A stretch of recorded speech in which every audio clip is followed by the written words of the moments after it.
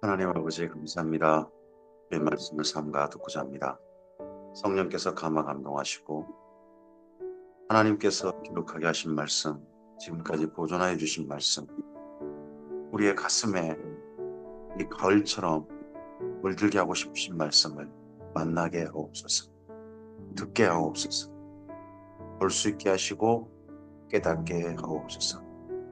그래서 제 말씀이 우리 안에 온전히 스며들어서 이 하루 주님의 뜻 안에서 주께서 인도하시는 선물로 나아가는 우리에게 하옵소서.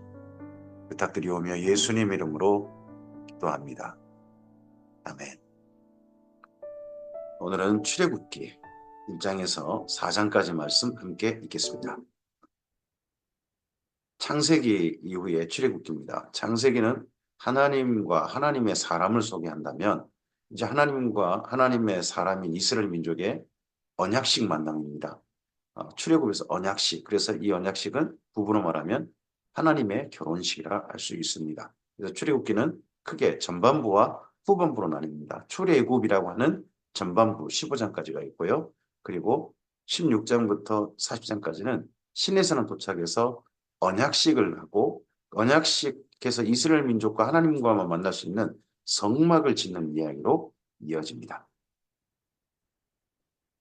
출애굽기 1장입니다. 야곱과 함께 각각 자기 가족을 데리고 애굽에 이른 이스라엘 아들들의 이름은 이러하니 루벤과 시므온과 레위와 유다와 이사갈과 스불론과 베냐민과 단과 납달리와 갓과 아세리요 야곱의 허리에서 나온 사람이 모두 70이요 애굽은 요셉에 있었더라. 요셉과 그의 모든 형제와 그 시대 사람은 다 죽었고 이스라엘 자손은 생육하고 불어나 번성하고 매우 강하여 온 땅에 가득하게 되었더라.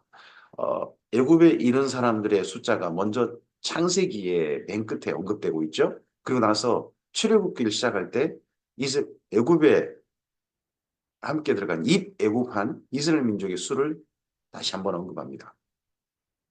마치 바톤 터치 같습니다. 이러한 형식으로 나중에 또 글이 쓰여진 데가 몇 군데가 보입니다. 하나는 역대하서하고 에스라서입니다. 고레스 칙령이라는 그런 형식으로 바톤 터치가 이루어집니다. 그리고 사무엘 하서와 열왕기 상서입니다. 사무엘 하서의 맨 끝에 다윗의 인구조사를 통하여서 어, 성전을 지을 자리, 성전 지을 자리가 확정되어지고 그리고 열왕기 상서에서는 그 다음 아들인 솔로몬 때 그 성전 지을 자리에 성전 짓는 이야기로 이어갑니다. 이게 신약 성경에 와서 누가복음하고 사도행전이 예수님의 승천 이야기로 또한 이어지는 게 보입니다. 요셉을 알지 못하는 새 왕이 일어나 애굽을 다스리더니 그가 그 백성에게 이르되 이 백성이 이스라엘 자손이 이보다 많고 강하다. 요셉을 알지 못하는 새 왕이 일어났다. 이 새 왕이란 같은 왕조의 새 왕일 수도 있습니다만 왕조가 바뀌었다고 봐야 될 것입니다. 이집트의 요셉의 가족을 공신의 가문으로 예우했던 왕조가 끝장나고 새로운 왕조가 나타난 거죠. 그래서 이제 앞선 왕조의 충신 가문, 공신 가문이었던 이스라엘 민족에게 위기가 온 거죠. 자, 우리가 그들에게 대하여 지혜롭게 하자. 두렵건대 그들이 더 많게 되면 전쟁이 일어날 때에 우리 대적과 합하여 우리와 싸우고 이 땅에서 나갈까 하노라 하고 두 가지 염려가 있죠. 하나는 반란이 일어났을 때 상대편에 설 거란 거죠. 그랬을 땐 큰 위협이 될 것이다 하는 게 있고 또 하나는 이 땅에서 나간다는 겁니다. 나간다는 것은 이스라엘 민족이 수가 많은 게 굉장히 중요하다는 거죠. 고대나 지금이나 인력, 노동력은 굉장한 국가 자산입니다. 이스라엘 민족을 국가 자산, 노동력으로 크게 보고 있는 거죠. 감독들이 그들을 위에 세우고 그들에게 무거운 짐을 지워 괴롭게 하여 그들에게 바로를 위하여 국고성 비돔과 람셋을 건축하게 하니라. 이제 건설 노예로 동원된 겁니다. 이때부터. 이스라엘 민족이 건설 노예로 한 건 400년 동안 한 게 아닙니다. 어, 요셉을 요셉 가족을 예우했던 앞선 왕조에서는 공신 가문으로서 이걸 한 적이 없었을 겁니다. 하지만 그 이후 공신 가문을 예우했던 왕조가 끝나고 새로운 왕조가 시작됐을 때 그때부터 건설 노예가 돼서 애굽에서 노예 생활을 하게 되는 거죠. 그러나 학대를 받을수록 더욱 번성하여 퍼져나가니 애굽 사람이 이스라엘 자손으로 말미암아 근심하여 이스라엘 자손에게 일을 엄하게 시켜 어려운 노동으로 그들의 생활을 괴롭게 하니 곧 흙 이기기와 벽돌 굽기와 농사의 여러 가지 일이라. 그 시키는 일이 모두 엄하였더라. 벽돌을 구웠다? 우리는 이제 불에 강력하게 굽는 벽돌 생각납니다. 근데 이게 벽돌 굽기가 벽돌을 그러니까 딱딱하게 만드는 것 자체지 불로 어떻게 굽는 가마 굽는 그런 건 아닐 겁니다. 이 벽돌은 건설을 위한 어떤 이집트의 다른 곳에서 돌 같은 거 가져와서 큰 바위 같은 거 가져와서 한 곳에 라암셋이라든지 비돔 이런 데를 건설하게 할 때 그때 쓰는 기초적으로 쓰는 물 어떤 그 돌 같은 걸 옮기는 건축 자재를 옮기는 그런 벽돌들 바탕에 길을 만드는 그런 것일 겁니다. 애굽왕이 히브리 산파 십부라라 하는 사람과 부하라 하는 사람에게 말하여 이르되 너희는 히브리 여인을 위하여 해산을 도울 때 그 자리를 살펴서 그 아들이거든 그를 죽이고 딸이거든 살려두라. 그러나 산파들이 하나님을 두려워하여 애굽 왕의 명령을 어기고 남자 아기들을 살린지라. 이 산파들이 하나님을 두려워했다. 신을 두려워한 건지 여호와 하나님을 두려워한 건지 하여튼 이스라엘 민족의 남자아이들을 죽이지 않았다는 거죠. 애굽 왕이 산파를 불러 그들에게 이르되 너희가 어찌하여 이같이 남자 아기들을 살렸느냐. 산파가 바로에게 대답하되 히브리 여인은 애굽 여인과 같지 아니하고 건장하여 산파가 그들에게 이르기 전에 해산하였더이다 하며 합니다. 이 두 사람만 산파였을까? 산파 둘이 이스라엘 민족 전체를 감당했을까? 그건 잘 모르겠습니다. 근데 어떻게 보면 해산원의 대표들이지 않을까 생각도 좀 해봅니다.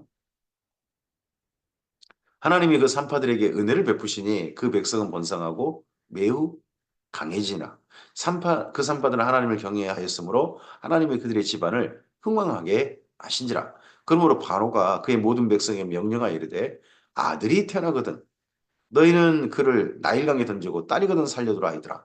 자, 그의 모든 백성에 명령했습니다. 그러면 이집트에 사는 모든 백성은 다 이 명령을 법으로 따라야 되는 거죠. 아들이 태어나면 나일강에 던져라. 딸이거든 살려두라. 이거 이스라엘 민족만 해당되는 법으로 만들지는 않았을 겁니다. 하지만 적용은 이스라엘 민족에게 했겠죠. 적용은 이스라엘 민족에게만 했을 가능성이 높습니다. 그래서 이스라엘 민족이 이 법의 적용을 받아가지고 첫째 아들이 태어나면 던지지 않습니다. 근데 둘째 아들부터는 나일강에 던지다 보니까 이 다음에 이 결과물이 출애굽 때 보이게 됩니다. 출애굽기 2장입니다. 레위 가족 중 한 사람이 가서 레위 여자에게 장가들어 그 여자가 임신하여 아들을 낳으니 그가 잘생긴 것을 보고 석 달 동안 그를 숨겼으나 아들을 낳아서 석 달 숨겼답니다. 근데 이 아들이 첫째 아들은 아니에요. 첫째 아들은 아론입니다. 아론이고 둘째 아들인 모세를 말하는 거죠. 더 숨길 수 없게 되며 그를 위하여 갈대 상자를 가져다가 역청과 나무진을 칠하고 아기를 거기 담아 나일 강과 갈대 사이에 두고 그 누이가 어떻게 되는지를 알려고 멀리 서더니 나일강에 이렇게 아기를 띄어보내고 던지고 한 사람들 많았겠죠. 근데 이 법을 실제 적용받은 사람들은 이스라엘 민족이어서 나일강에 수많은 아기가 죽은 거겠죠. 네. 제발 죽지 않았으면 해서 아기를 띄고 난 다음에 어머니는 아니고 그의 누나 미리암이죠. 미리암이 지켜갔다는 겁니다. 바로의 딸이 목욕하러 나일강으로 내려오고 시녀들은 나일 강가를 거닐 때에 그가 갈대 사이에 상자를 보고 시녀를 보내어 가져다가 열고 그 아기를 보니 아기가 우는지라. 표현이 참 그 장면이 그림처럼 보이죠. 열었는데 아기가 가만히 있는 게 아니라 하고 우는 그 모습 보고 이 공주가 상당히 불쌍히 여기게 되는 그런 장면으로 이어지잖아요.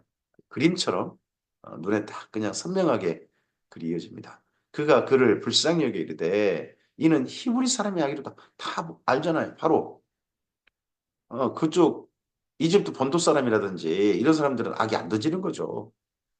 히브리 사람의 아기로다. 히브리 사람, 이스라엘 민족의 아기로 당연히 다 바로 알아봅니다. 그의 누이가 바로의 딸에게 이르되 내가 가서 당신을 위하여 히브리 여인 중에서 유모를 불러다가 이 아기에게 젖을 먹이게 하리까. 그 누이가 이 공주가 불쌍히 걸 지켜보다가 그 갈대사에 숨어가 지켜보다가 얼른 가서 아기를 위해서 젖 먹일 사람 불러줄까요? 했을 때 바로의 딸이 그에게 이르되 가라 하며 그 소녀가 가서 그 아기의 어머니를 불러오니 아기를 이제 석 달밖에 못 키웠지 않습니까? 그리고 난 다음에 어머니니까 어머니가 요괴배 그 어머니가 사실 아기를 위한 젖가슴이 다 그렇게 준비되어 있었을 거 아니겠습니까? 아기를 위해 쓸 수가 없는 그런 슬픈 시간이었을 텐데 아기를 위해서 그렇게 할 수 있는 중간에 미리암의 역할이 큰 거죠. 바로의 딸이 그에게 이르되 이 아기를 데려다가 나를 위하여 젖을 먹이라. 자기 아들을 공주를 위해서 젖을 먹이게 되는 내가 그 싹쓸 줄이라. 젖을 먹이는데 아기를 기르는데 싹쓸 줄이라. 여인이 아기를 데려다가 젖을 먹이더니 그 아기가 자라매 바로의 딸에게로 데려가니 그가 그의 아들이 되니라. 공주의 아들이 됐죠. 그러다 보니까 그 왕족만 붙일 수 있는 이름을 붙이게 됩니다. 그가 그의 이름을 모세라 하여 이르되 이는 내가 그를 물에서 건져내었음이라 하였더라. 모세란 이름은 일반 이집트인들이 쓸 수 있는 이름이 아니라고 합니다. 우리나라도 조선 왕조 때 어떻게 보면 이씨가문 왕족만 붙일 수 있는 이름이 있다고 합니다. 그런 식의 이름, 그런 식의 이름이 있는 것처럼 이들도 여기 모세란 이름은 일반 이름은 아니라고 합니다. 모세가 장성한 후에 한 번은 자기 형제들에게 나가서 그들을 고되게 노동하는 걸 보더니 자기 형제들에게 나갔습니다. 장성한 후에 장성했다는 말을 이스라엘 민족이 쓸 때는 40세가 넘은 겁니다. 40세 넘어서 자기 형제들에게 나가서 그들이 고되게 노동하는 걸 봤다. 그러면 자기가 어느 나라 사람인지 어느 민족인지 그리고 민족에 대한 정체성을 가지고 있는 거죠. 자기 형제들. 이스라엘 민족이 그렇게 표현하지 않습니까? 어떤 애굽 사람이 한 히브리 사람, 곧 자기 형제를 치는 것을 본지라. 좌우를 살펴 사람이 없음을 보고 그 애굽 사람을 쳐 죽여 모래 속에 감추니라. 이튿날 다시 나가니 두 히브리 사람이 서로 싸우는지라. 그 잘못한 사람에게 이르되 그 중에 잘못한 사람에게 이르되 내가 어찌하여 동포를 치느냐 하니 그가 이르되 누가 우리를 다스리는 자와 재판관으로 삼았느냐 내가 애굽 사람을 죽인 것처럼 나도 죽이려느냐 모세가 두려워하여 이르되 일이 탈로 되었도다. 어, 이스라엘 민족 가운데서도 어떻게 보면 친왕정파가 있겠죠. 우리나라 친일파가 있고 그런 것처럼 하여튼 그런 사람들에게 이 소문이 퍼졌으면 어떻게 탈로 돼가지고 알려지면 그 다음은 모세의 목숨이 정말 위험할 수 있는 거죠. 바로가 이 일을 듣고 모세를 죽이고자 하여 찾는지라. 모세가 바로의 낯을 피하여 미디안 땅에 머물며 하루는 우물 곁에 앉았다. 망명해버린 겁니다. 미디안 땅. 미디안 땅은 시나이 반도 넘어서 어, 아라비아 반도 맨 남쪽이라든지 그쪽이 됩니다. 미디안 제사장에게 7딸이 있었더니 그들이 와서 물을 길어 구유에 채우고 그들의 아버지의 양떼에게 먹이려 하는데 목자들이 와서 그들을 쫓는지라. 모세가 일어나 그들을 도와 그 양떼에게 먹이니라. 그들의 아버지 루엘에게 이르되 아버지가 이르되 너희가 오늘은 어찌하여 이같이 속히 돌아오느냐 그들이 이르되 한 애굽 사람이 우리를 목자들의 손에서 건져내고 우리를 위하여 물을 길어 양떼에게 먹였나이다. 아버지가 딸들에게 이르되 그 사람이 어디 있느냐 너희가 어찌하여 그 사람을 버려두고 왔느냐 그를 청하여 음식을 대접하라 하였더라. 모세가 그와 동거하기를 기뻐하며 한 번 밥 먹고 딴 데 간 게 아니고 그 집에 아예 살기를 함께 지내기를 기뻐하며 그가 그의 딸 십보라를 모세에게 주었더니 그가 아들을 낳으며 모세가 그의 이름을 게르솜이라 하여 이르되 내가 타국에서 나그네가 되었음이라 하였더라. 아들 이름을 모세가 지었습니다. 여기서는 여러 해 후에 애굽 왕은 죽었고 이스라엘 자손은 고된 노동으로 말미암아 탄식하며 부르짖으니 여러 해 후에 이게 40년 정도 지납니다. 고된 노동으로 말미암아 탄식하며 부르짖었습니다. 이스라엘 민족이. 고된 노동만 뿐만 아니라 이때까지 계속해서 아들이 태어나면 첫째 아들 말고 둘째 아들부터는 나일강에 던져야 되는 그 비극이 계속 이어지고 있습니다. 모세가 태어날 때부터 모세가 80세 될 때까지 지속적으로 되고 있습니다. 그 거된 노동으로 말미암아 부르짖는 소리가 하나님께 상달된지라. 부르짖는 소리. 너무 힘들어서 신음하는 소리가 하나님께 들린지라. 하나님이 그들의 고통 소리를 들으시고 하나님이 아브라함과 이삭과 야곱에게 세운 그의 언약을 기억하사 하나님이 이스라엘 자손을 돌보셨고 하나님이 그들을 기억하셨더라. 하나님은 잊어버린 적 없으시죠. 근데 이때까지 한 80년 넘게 모세 태어나기 이전부터 그런 일이 있었다면 건설 노예로 동원되어지고 그리고 인구 조절 정책을 당하고 이런 끔찍한 세월들을 하나님께서 언약을 기억하고 계셨고 돌보셨고 기억하셨습니다. 그런데 하나님께서 나서시지를 못합니다. 이스라엘 민족을 위해서. 이때 이스라엘 민족을 정말 하나님의 선하신 뜻을 받들어서 예전 요셉처럼 이 애굽할 때 바로의 허락을 받아서 정상적으로 정착했던 것처럼 이제 바로 앞에 서가지고 바로의 허락을 받아 이스라엘 민족을 출애굽시킬 사람이 필요하신 거죠. 진짜 하나님은 이들을 사랑하셔서 일을 하고 싶으신데 사람이 없는 겁니다.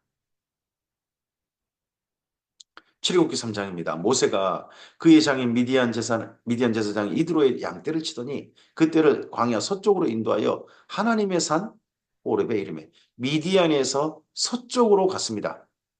서쪽으로 가서 하나님의 산 호렙에 이르렀습니다. 미디안에서 서쪽이면 지금 현재 시나이 반도가 됩니다. 여호와의 사자가 떨기나무 가운데로부터 나오는 불꽃 안에서 그에게 나타나시니라. 그가 보니 떨기나무에 불이 붙었으나 그 떨기나무가 사라지지 아니하는지라.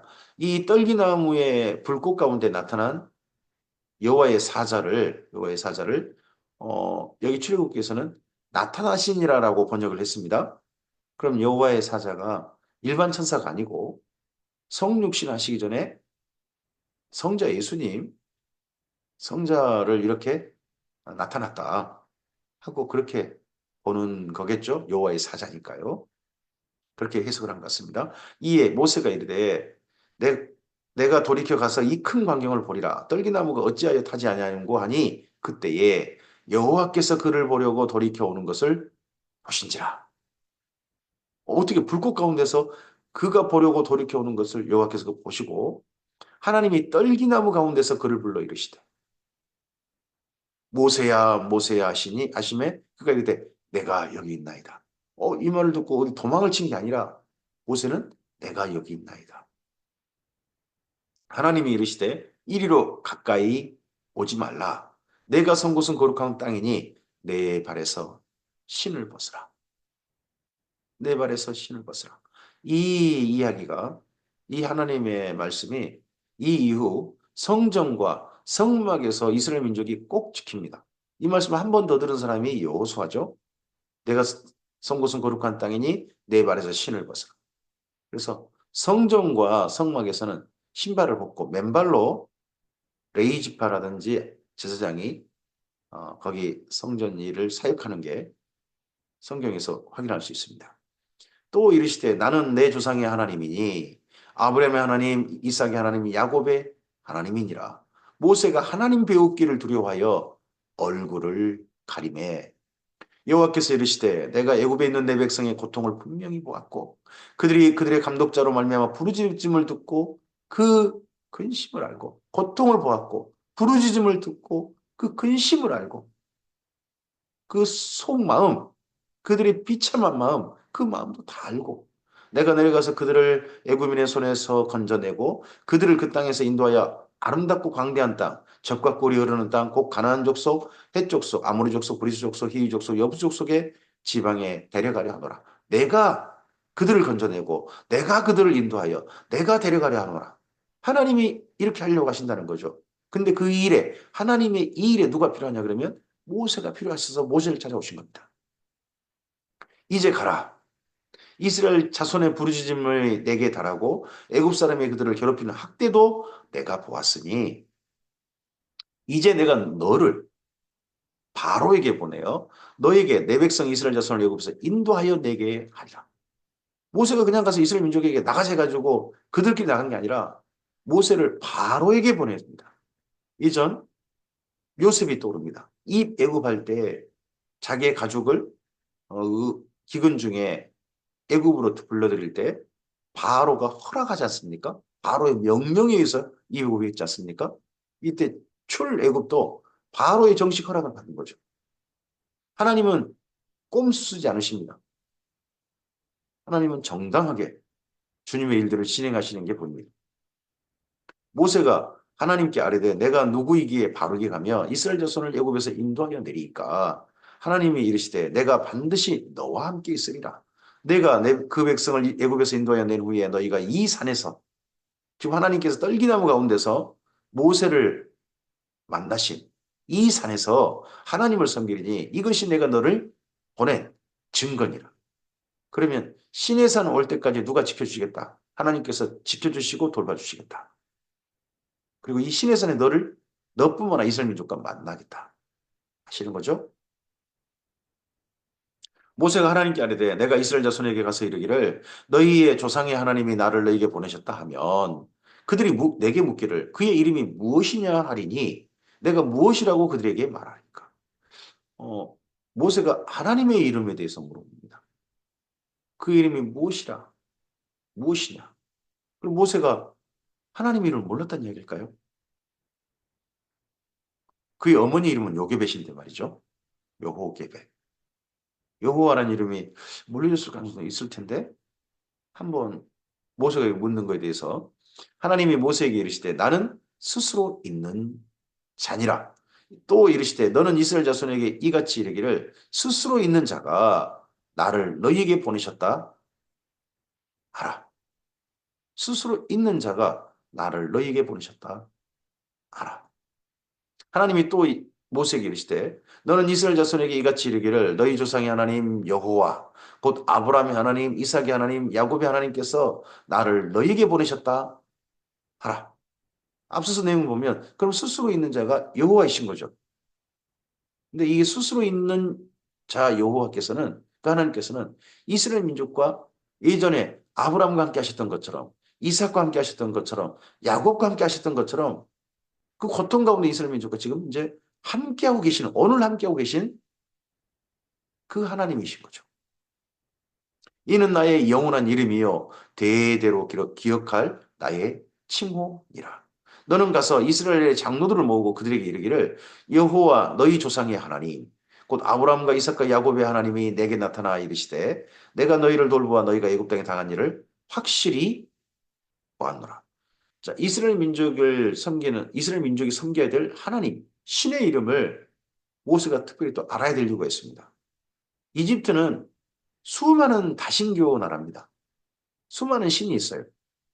그 신들을 섬기고 신들을 섬기는 민족이 있겠죠. 라신을 섬기는 민족이 있을 것이고 뭐 호루스를 섬기는 민족이 있을 것이고 이시스를 섬기는 민족이 있을 것이고 심지어 나일강이라고 하는 그 나일강이라는 신도 섬기는 민족이 있을 겁니다. 그 다민족 나라가 또 여기 이집트 나라라고 보통 그렇게 알려져 있거든요. 근데 여기 이스라엘 민족도 그 중에 한 민족인데 신이 없는 거예요. 하층민이다 보니까. 신을 내세울 수가 없습니다. 이집트 제국에서 공식으로 인정한 신이 아닌 거죠. 근데 공식적으로 이집트 나라에서 인정하는 신으로 여호와 이름을 내세우고 그렇다면 그 신의 계시를 따라서 그 민족이 움직일 수 있는 권한을 갖게 되겠죠. 내가 말하였거니와 내가 너희를 애굽의 고난 중에서 인도하여 내어 젖과 꿀이 흐르는 땅 곧 가나안 족속 헷 족속 아모리 족속 브리스 족속 히위 족속 여부 족속의 땅으로 올라가게 하리라 하셨다 하면 그들이 내 말을 들으리니 너는 그들의 장로들과 함께 애굽 왕에게 이르기를 계속해서 애굽 왕에게 이르라는 겁니다. 말하라는 겁니다. 히브리 사람의 하나님 여호와께서 우리에게 임하셨은즉 우리가 우리 하나님 여호와께서 제사를 드리라 하오니 사흘길쯤 광야로 가도록 허락하소서 하라. 사흘길쯤 가면 이집트 떠나겠다는 거죠. 내가 하노니 강한 손으로 치기 전에는 애굽 왕이 너희가 가도록 허락하지 아니하다가 내가 손을 들어 애굽 중에서 여러 가지 이적으로 그 나라를 친 후에야 그가 너희를 보내리라. 하나님께서 애굽을 치시겠다. 여러 가지 이적으로.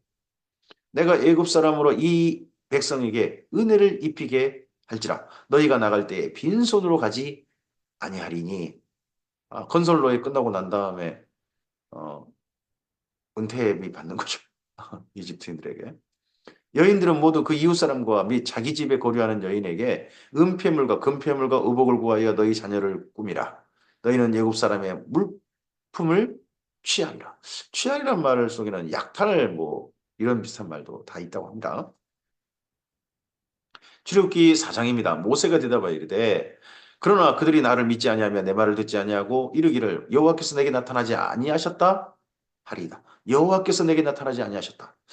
이런 말을 하는 걸로 봐서는 스스로 있는 자 하는 개념은 여호와라는 그분의 하나님의 거룩한 성호와 조금 더 살짝 좀 더 더해진 의미일 수도 있다고 봅니다. 이 여호와라는 칭호를 이미 이스라엘 민족이 알고 있었을 가능성이 있다는 거죠. 여호와께서 그에게 이르시되 내 손에 있는 것이 무엇이냐 그가 이르되 지팡이니이다. 여호와께서 이르시되 그것을 땅에 던지라 하시매 곧 땅에 던지니 그것이 뱀이 된지라 모세가 뱀 앞에서 피하매 여호와께서 모세에게 이르시되 내 손을 내밀어 그 꼬리를 잡으라. 그가 손을 내밀어 그것을 잡으니 그 손에서 지팡이가 된지라. 또 그들에게 이르되 그들의 조상의 하나님 곧 아브라함의 하나님 이삭의 하나님 야곱의 하나님 여호와가 내게 나타난 줄을 믿게 하려 함이라 하시고 계속해서 하나님을 강조합니다. 아브라함의 하나님, 이삭의 하나님, 야곱의 하나님. 여호와께서 또 그에게 이르시되 내 손을 품에 넣으라 하시매 그가 손을 품에 넣었다가 내어보니 그 손에 나병이 생겨 눈같이 된지라. 이르시되 내 손을 다시 품에 넣으라 하시매 그가 다시 손을 품에 넣었다가 내어보니 그 손이 본래 살로 되돌아왔더라. 여기 나병이나 피부병, 악성 피부병을 말하고 손이 하게 된단 말은 그 멜라닌 색소가 없어져 가지고 어, 피부가 아주 하얗게 돼버리는 색깔을 잃어버리는 손이 되는 뭐 손이 어떻게 없어져 버리고 막 그런 거 아니잖아요. 녹아버리고 없어져 버리고 그런 건 아니고 그냥 하얗게 되는 그런 상태 피부병이 되겠죠. 여호와께서 이르시되 만일 그들이 너를 믿지 아니하며 그 처음 표적의 표징을 받지 아니하여도 나중 표적의 표징은 믿으리라. 그들이 이 두 표적을 믿지 아니하며 내 말을 듣지 아니하거든 너는 나일 강물을 조금 떠다가 땅에 부으라. 내가 또 나일 강물이 땅에서 피가 되리라. 세 번째까지 모세가 여호와께 아뢰되 오 주여 나는 본래 말을 잘하지 못하는 자니이다. 주께서 주의 종에게 명령하신 후에도 역시 그러하니 나는 입이 뻣뻣하고 혀가 둔한 자니이다. 모세가 지금 이집트를 떠난 지 40년이 됐습니다. 40년 동안 또 미디안 말도 사용했을 것이고 모세 이집트어는 이제 사용하지 않았겠죠. 더더구나 광야에서 양떼만 주로 쳤을 겁니다. 미디안 땅에서 시나이 반도까지 양떼치러 간다는 건 굉장히 먼 거리를 간 겁니다. 집을 떠나 아주 멀리 그렇게 갈 정도로 양떼를 치러 갑니다. 그럼 집에 있기가 싫은 거겠죠. 집에 있기가 좋으면 집 근처에서 맴돌도 바로 집으로 돌아갔겠죠.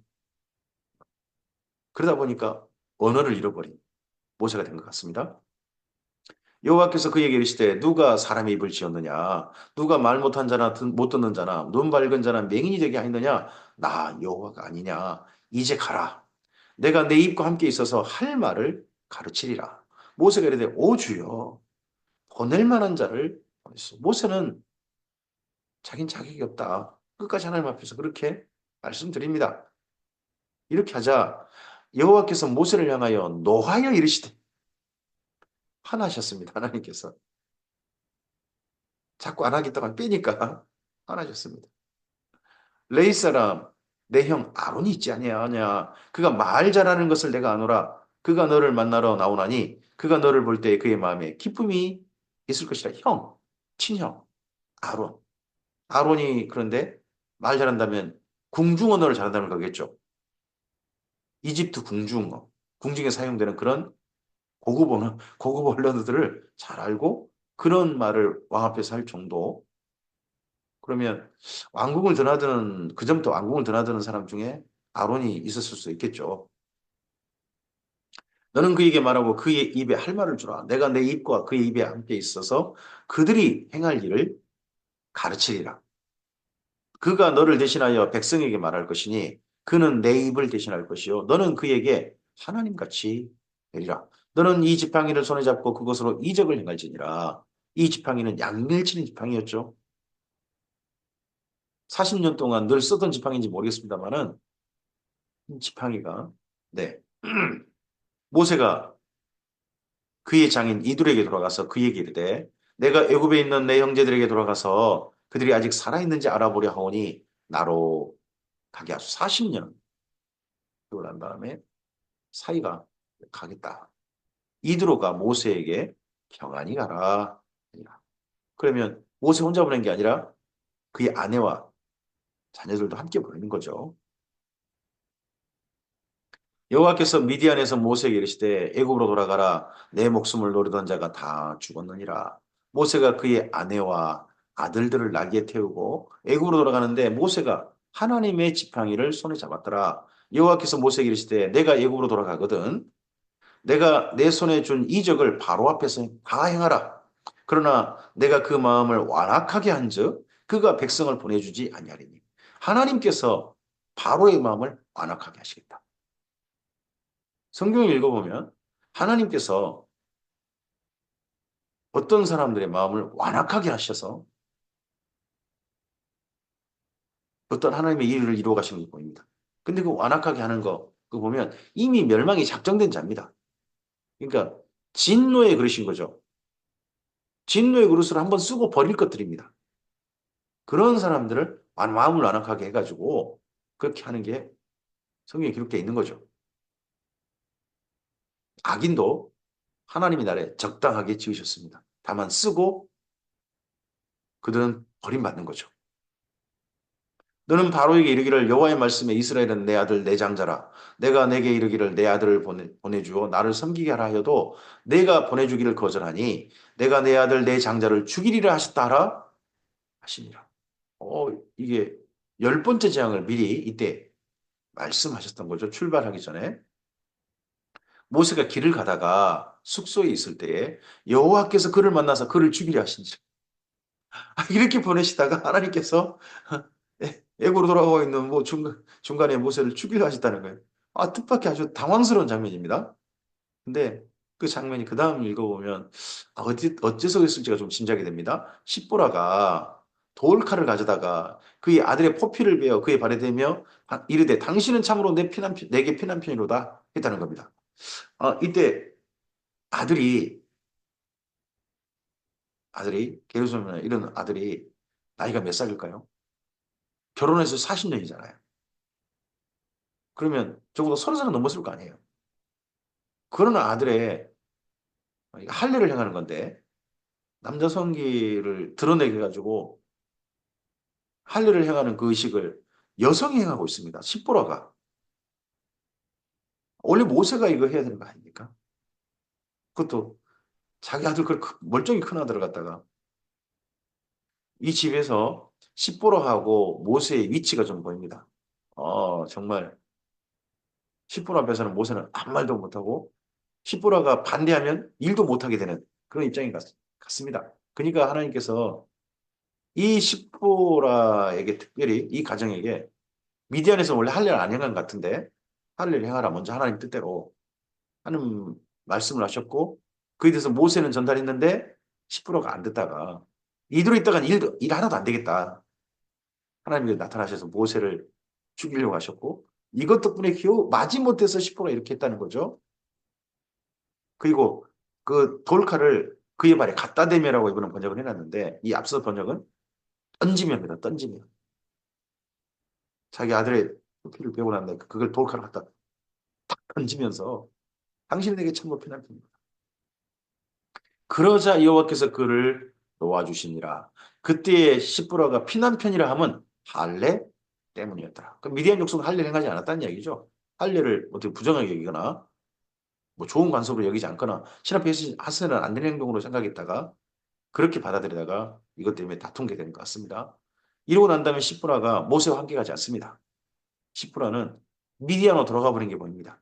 나중에 그 장인이 모세를 광야에서 찾아올 때, 시내산 찾아올 때 십부라가 장인과 함께 이두로 함께 동행한 게 보입니다. 여호와께서 아론에게 이르시되 광야에 가서 모세를 맞으라 하심에 그가 가서 하나님의 산에서 모세를 만나 그에게 입맞추니 하나님의 산에서 이 하나님의 산이 중간 미디안에서 오는 길이었겠죠. 미디안에서 모세는 오고 있고 그리고 애굽 땅에서 아론은 하나님 말씀을 듣고 미디안 쪽으로 가다가 그 중간에서 만난 곳이 결국 또 하나님의 산, 신의 산이 되겠죠. 모세가 여호와께서 자기에게 분부하여 보내신 모든 말씀과 여호와께서 자기에게 명령하신 모든 이적을 아론에게 아론이 가장 먼저 이스라엘 민족 가운데서 이집트에 있는 이스라엘 민족 가운데서 모세에 의해 첫 번째로 본 사람이 아마 아론일 겁니다. 이적을 보고 모세와 아론이 가서 이스라엘 자손의 모든 장로를 모으고 아론이 여호와께서 모세에게 이르신 모든 말씀을 전하고 그 백성 앞에서 이적을 행하니 백성이 믿으며 여호와께서 이스라엘 자손을 찾으시고 그들의 고난을 살피셨다함을 듣고 머리 숙여 경배하였더라. 이 다음에 여기서 적극적으로 그러면 함께 따르고 함께 협력하고 해야 될 텐데 오늘 여기까지 말씀입니다. 이스라엘 민족이 애굽에서 번성하다가 왕조가 바뀌는 바람에 그 다음에 건설 노예로 또 인구 조절시까지 등장하고 그 끔찍한 세월을 보내는데 그런 가운데서 하나님께서 기다리고 기다리시다가 모세가 드디어 준비되자 이제 출애굽을 시작하시는 그 사건이 이어집니다. 오늘 이 시대에도 참 안타까운 사건들이 많습니다. 하나님을 모르고 죽는 사람들 얼마나 많습니까? 사람들이 자기 욕심을 따라서 그게 사탄이 자기들 속에 역사하는 것인지도 모르고 그렇게 살다가 죽음을 향해 치달리고 지옥을 향해 자기 몸을 던집니다. 그런 사람들을 향하여서 하나님께서 사람들을 보내고 싶어 하십니다. 아니, 하나님께서 그들에게 나타나고 싶어 하십니다. 근데 그 하나님의 나타나심, 하나님께서 건져내심을 전할 사람들, 중간에 다리를 놓아줘야 될 사람이 필요합니다. 모세 같은 사람. 이 시대에도 하나님께 그런 사람들을 찾고 계십니다. 하나님께서는 여전히 열심히 일하고 계십니다. 다만 하나님의 손이 되어줄, 하나님의 입이 되어줄, 하나님의 가슴을 품고 나아갈 사람들이 있어야겠죠. 오늘 이 모세를 부르셨던 하나님, 그 하나님께서 우리를 부르고 계시지 않습니까? 우리가 선 자리에서 주께서 우리를 주님의 선하신 일에 사용하셨으면 좋겠습니다. 나를 보내주시옵소서. 아멘입니다.